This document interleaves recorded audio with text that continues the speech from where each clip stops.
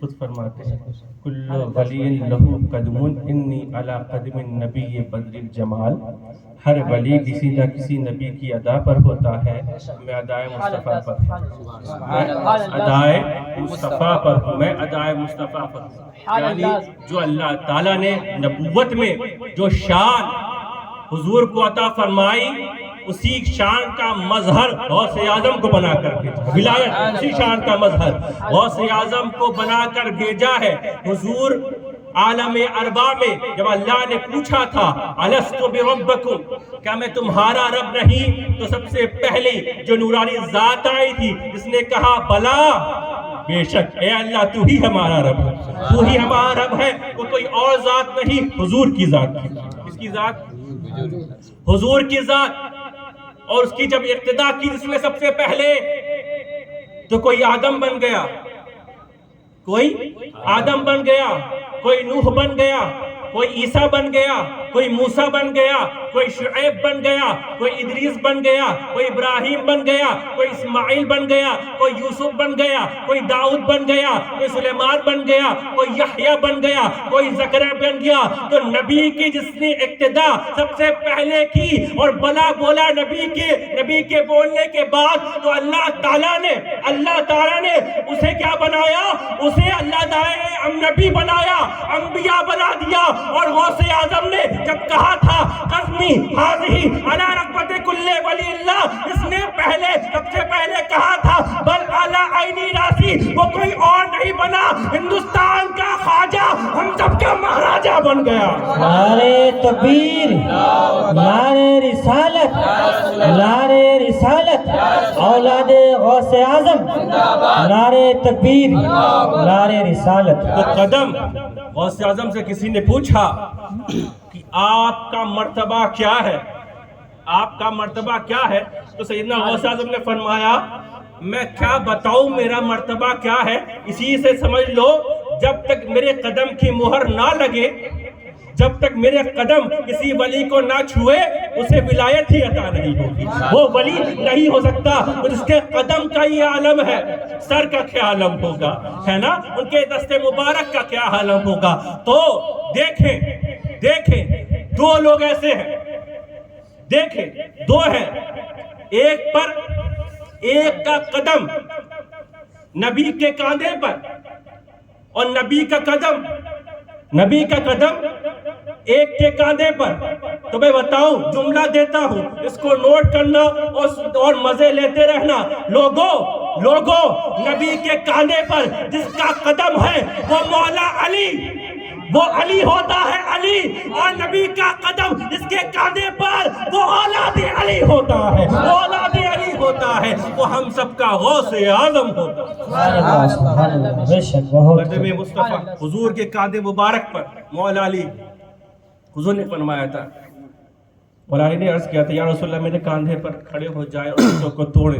حضور نے فرمایا نہیں اے علی، تو بار نبوت نہیں اٹھا پائے گا، میں بار ولایت اٹھا لوں گا، میں بار ولایت اٹھا لوں گا۔ تو نبی نے اجازت دی، خود خالی تم آؤ، اور آئے تو صرف بت نہیں، عرش اعظم دکھا، عرش اعظم بھی دکھ رہا ہے۔ پوچھا تھا حضور نے، عبدالحق محدث دہلوی نے اس بات کو نقل کیا، بر صغیر کا امام، حضور نے پوچھا اے علی کیا دیکھ رہے ہو، کیا دیکھ رہے ہو؟ مولا علی نے فرمایا، عرض کیا یا رسول اللہ عرش اعظم دیکھ رہا، عرش اعظم دیکھ رہا۔ تو پتا چلا تقدیریں جو بدل دے، لوح محفوظ کو دیکھ رہے ہیں مولا علی۔ لوگوں اسی لیے مولا علی سے اولاد علی سے مت ٹکرانا، پنگا مت لینا، وہ تقدیریں بھی ہاتھ سے بدل دیتے ہیں، وہ تقدیریں بھی ہاتھ سے بدل سکتے ہیں۔ بت کو گرایا اور اپنے آپ کو بھی گرا لیا، تعظیم رسول میں گرایا، جب گرے تو مسکرانے لگے، مولا علی مسکرا رہے۔ حضور نے پوچھا اے علی مسکرا کیوں رہے ہو، اے علی مسکرا کیوں رہے ہو؟ تو عرض کیا یا رسول اللہ اس لیے مسکرا رہا ہوں اتنے اونچے سے گرا چوٹ نہیں آئی۔ سمجھ میں آیا؟ عرش اعظم کہہ رہا، عرش اعظم میں تھے، وہ کہا عرش اعظم سے گرا ہوں چوٹ نہیں آئی۔ عبدالحق محدث دہلوی اس بات، عرش اعظم سے گرا چوٹ نہیں آئی۔ حضور فرماتے ہیں اے علی تمہیں چوٹ آ بھی کیسے سکتی ہے، تمہیں بلند کرنے والا نبی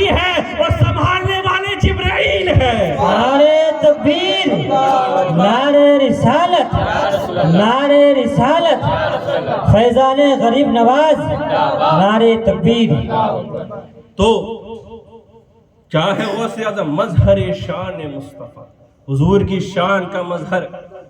چلتے تھے تو ایسا لگ رہا ہے مظہر مصطفیٰ چل رہا ہے، بولتے تھے ایسا لگتا ہے حضور کا مظہر بول رہا، دیکھتے تھے ایسا لگتا ہے حضور کا مظہر دیکھ رہا، تناول فرماتے ایسا لگتا تھا حضور تناول فرما رہے. چلنا اٹھنا بیٹھنا سیدنا غوث اعظم کا مظہر شان مصطفیٰ، اور صرف ذات نہیں، جو در ملا ہے وہ مظہر مدینہ ہے. وہ مظہر مدینہ ثابت کرو.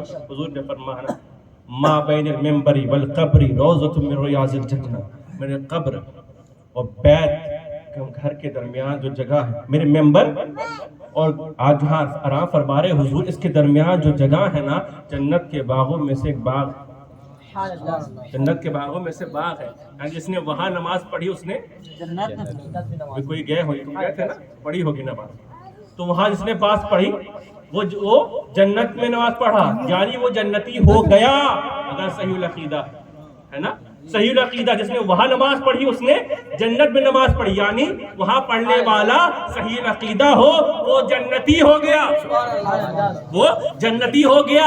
غوث اعظم سے پوچھا گیا جب مہاماری چلی تھی پوچھا گیا غوث اعظم ان کو بچائے کیسے، سب مرے جا رہے ہیں. اس طرح کورونا چلا تھا، اس زمانے میں ایک وبا چلی تھی، وہ سب مرے جا رہے. غوث اعظم کے در پر آئے، کیا دوائی دی جائے؟ طبیبوں نے ہاتھ اٹھا لیا، دوائی نہیں ہے، بچائے کیسے؟ غوث اعظم نے فرمایا مت گھبراؤ، میرے مدرسے کا پانی پلاتے جاؤ.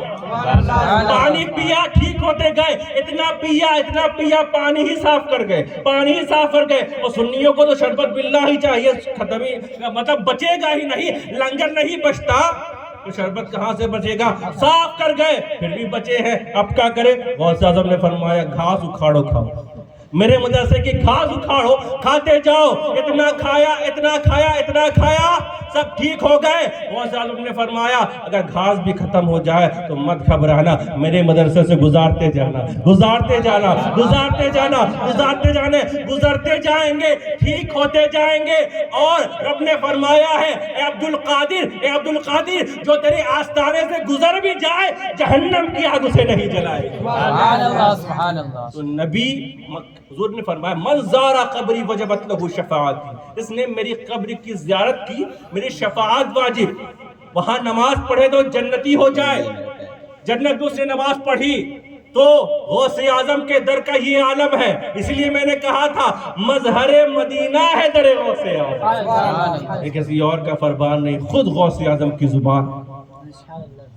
خود غوث اعظم نے فرمایا کہ جو میرے مدرسے سے گزر جائے اس کو بھی جہنم کی آگ نہیں جلے. کتنا کرم ہے غوث اعظم کا، کتنا کرم ہے غوث اعظم کا. ہم گناہگاروں کے اوپر کتنا کرم ہے، کتنا فیضان ہے سیدنا غوث اعظم کا. لوگوں پکارا کرو، بلایا کرو، مانگا کرو. ان سے مانگو گے تو مرادیں پوری ہوں گی، ان سے مانگو گے تو مرادیں پوری ہوں گی. وہ عطا کرتے ہیں، وہ دیتے ہی رہتے ہیں. ایک واقعہ بتاؤں، واقعہ اور پھر ختم تقریر. کیا ایک عورت تھی جو بانجھ تھی، کیا تھی؟ اس کی اولاد نہیں، 60 سال کی ایج نکل گئی. آپ جانتے ہو جب کوئی 60 سال کی عورت ہو جاتی ہے اس سے اولاد ہو ہی نہیں سکتی. تو در در بھٹک رہی تھی، طبیبوں نے بھی ہاتھ اٹھا لیے کہ تو بانجھ ہے، تیرا علاج نہیں ہو سکتا. اور ولیوں کے پاس بھی اس وقت کے سب نے تقدیر دیکھی، کہا اسی تقدیر میں تو اولاد ہی نہیں. جب در در پھر رہی تھی تو کسی مجذوب نے، کسی دیوانے نے اسے پریشان دیکھا اور پوچھا کہاں بھٹک رہی ہے؟ کہا یہ عالم ہے، یہ معاملہ ہے، میں بانجھ ہوں، میری اولاد نہیں. اور کوئی سب کے پاس گئی، سب نے ہاتھ اٹھا لیا. تو کہتے کیا ہے مجذوب، جب کسی کی نہیں چلتی تو غوث اعظم کی چلتی. سبحان اللہ. جب کسی کی نہیں چلتی تو اس کے پاس جاؤ جس کی چلتی ہے. غوث اعظم کے پاس آئی اور کہنے لگی اے غوث اعظم، اے بڑے پیر صاحب، دعا فرمائے اللہ تعالیٰ مجھے اولاد عطا فرمائے. ایک نظر دیکھا، تقدیر میں تو ہے ہی نہیں اولاد. علاج دیکھا، علاج نہیں ہو سکتا. انہوں نے بھی یہی کہا تیرا کی تقدیر میں نہیں، تیرا علاج نہیں ہو سکتا. تو کہنے لگی اسی لیے تو آئی ہوں میری تقدیر میں نہیں، اسی لیے ہی آئی ہوں کہ میری تقدیر میں نہیں ہے۔ اے غوث اعظم بغیر لیے نہیں جاؤں گی، بغیر لیے نہیں جاؤں گی، ہمیں تو مانگنا ہی نہیں آتا، ہم تو نماز میں جا کے اٹھک بیٹھک کر کے آتے ہیں اور کہتے ہیں ہم تو نماز پڑھتے ہیں، اللہ پوری کیوں نہیں کرتا؟ یاد رکھو رب کا فرمان ہے قُلْ مَا يَعْبَأُ بِكُمْ رَبِّي لَوْلَا دُعَاكُمْ، لوگو مجھ سے نہیں مانگو گے تو کس سے مانگو گے؟ مجھ سے نہیں مانگو گے کس سے مانگو گے؟ رب کی عطا جانتے ہو کیا ہے؟ تم نے کیا کمال کیا تھا، رب نے آسمان عطا کر دیا، ہم نے کیا کمال کیا تھا، رب نے دھرتی ہمارے لیے بنا دی، ہم نے کیا کمال کیا تھا، یہ آسمان، یہ ستارے، یہ پھل، یہ فروٹ، یہ سبزیاں، یہ کھانا، یہ اناج ہمیں عطا کیے، آپ نے کیا کمال کیا تھا کہ اتنا سندر ہے، اتنا خوبصورت آپ کو اسمارٹ بنا دیا، ایسا کیا کمال کیا تھا کہ ہر شخص اپنے آپ کو آئینے میں نہار نہار کے دیکھتا ہے کہ ہم سے اچھا تو کوئی ہے ہی نہیں، ہم ہی خوبصورت لگ رہے ہیں۔ ایسا کیا کیا تھا کہ ماں باپ عطا کیے، کبھی سوچا ہے لوگوں بن مانگے رب نے ہمیں یہ عطا کیا، اگر مانگے گے تو کیا کیا عطا کرے گا؟ مانگے دیا ہے، کیا مانگا؟ آتا ہی نہیں مانگنا۔ قُلْ مَا يَعْبَأُ بِكُمْ رَبِّي لَوْلَا دُعَاكُمْ، مانگا کرو، ہمیں مانگنا ہی آتا۔ اقبال نے کیا خوب فرمایا تھا، دل سے جو بات نکلتی ہے اثر رکھتی ہے، پر نہیں طاقت پرواز مگر رکھتی ہے، طاقت پر نہ ہو دل سے نکلتی ہے، کوئی روک نہیں سکتا اس دعا کو، رب کی بارگاہ میں جائے گی اور پہنچے گی۔ اور رب فرماتا ہے ان اللہ حی کریم، حدیث پاک ہے، اللہ حی ہے، حیا فرمانے والا ہے، ہمیشہ سے زندہ ہے، ہمیشہ سے زندہ رہے گا، کریم ہے، کرم فرمانے والا ہے، یستحی من عبدہ، اور رب فرماتا ہے مجھے شرم آتی ہے، حیا آتی ہے اپنے بندے سے، جب میرا بندہ خالی ہاتھ اٹھا کر مجھ سے مانگتا ہے، اجرتہما سرفرا، میں اس کے خالی ہاتھ کو خالی ہی پھیر دوں، مجھے شرم آتی ہے، میں کبھی خالی ہاتھ کو خالی نہیں پھیرتا۔ یہ حدیث پاک ہے، مطلب رب ہمیشہ دیتا ہے، مانگنا ہی نہیں آتا، جب مانگو گے نہیں صحیح سے تو ملے گا کہاں سے؟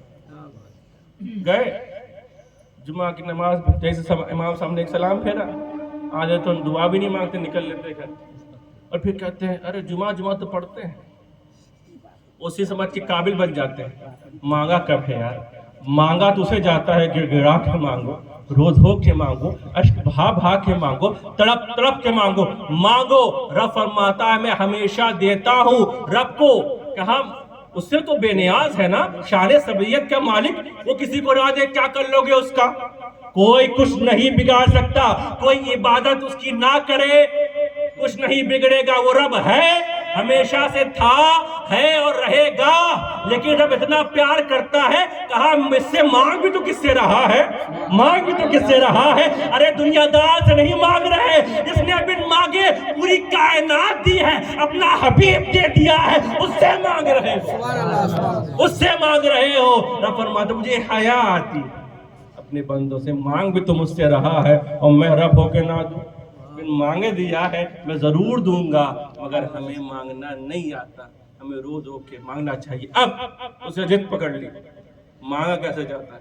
کہا مر جاؤں گی، سر پٹک پٹک کے جان دے دوں گی، ہے غوث اعظم نہیں جاؤں گی، یا تو جان لے لیجئے یا تو اولاد دے دیجئے، یا تو اولاد دے دیجئے۔ غوث اعظم نے کہا اچھا ضد کر لی ہے، ہاتھ اٹھایا رب کی بارگاہ میں، عرض کی اے بار الہ، اے پروردگارہ، اے ہر شے پر قادر، اس عورت کو ایک اولاد عطا فرما۔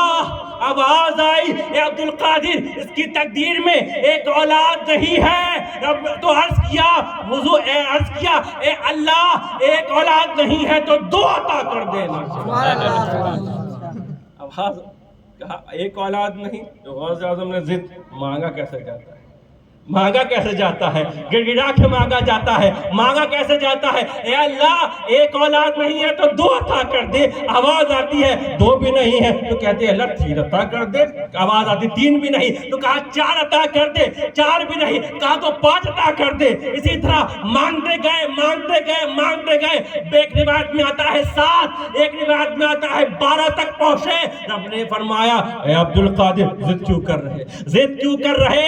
عرض کی باری الہ مجھے اپنا محبوب کیوں بنایا ہے، مجھے اپنا محبوب کیوں بنایا ہے؟ اور میں جانتا ہوں تو پہاڑوں سے بھی اونٹ نہیں جن دے، تو بغیر ماں کے اونٹ نہیں جن سکتا ہے، تو ہر شے پر قادر ہے، تو ان کو اولاد بھی عطا کرتا ہے، اولاد کر دے گا۔ اے اللہ عطا کر دے، تیرا عبد القادر تیرا بندہ تجھ سے مانگ رہا ہے۔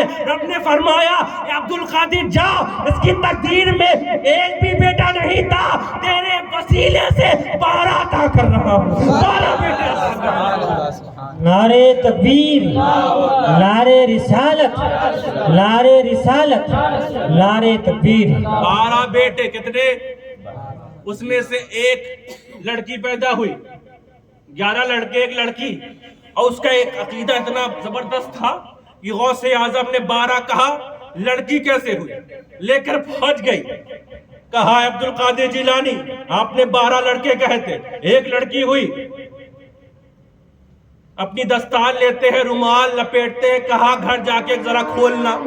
لے جاتی ہے، جیسے کھولتے ہیں جیسے وہ کھولتی ہے، لڑکی لڑکا، لڑکی لڑکا بن جاتی ہے۔ تو پتا چلا اہل بیت سے پنگا مت لینا، کہیں نہ لڑکی لڑکا نہ بن جائے، کہیں لڑکا لڑکی نہ بن جائے۔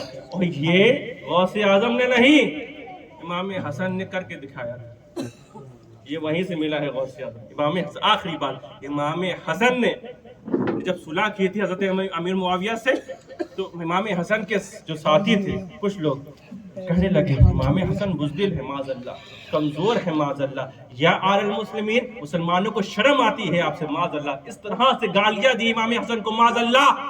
وہ بول رہا، جہاں باتیں کر رہے جلال میں آتے ہیں، کہا سن لڑکی، سن عورت، مردوں میں نہیں آتے، بھاگ یہاں سے۔ اتنا کہنا تھا، وہ بولنے والا عورت بن جاتا۔ صرف یہ کہا سنو مجھے تلوار اٹھانے کی بس ضرورت نہیں، اگر میں سب دعا کروں نا شام عراق ہو جائے، عراق شام ہو جائے، عراق شام ہو جائے، شام عراق ہو جائے، ایسی کرامت۔ یہ امام حسن کہا ہمیں تلوار اٹھانے کی بھی ضرورت نہیں ہے، یہ تو اللہ آزما رہا ہے، اس لیے ورنہ صرف دعا کروں تو شام عراق ہو جائے، عراق شام ہو جائے، جیسے تو لڑکا اے مرد عورت بن گیا۔ اور وہ گھر گیا تو دیکھا اس کی عورت مرد، جینڈر ہی چینج۔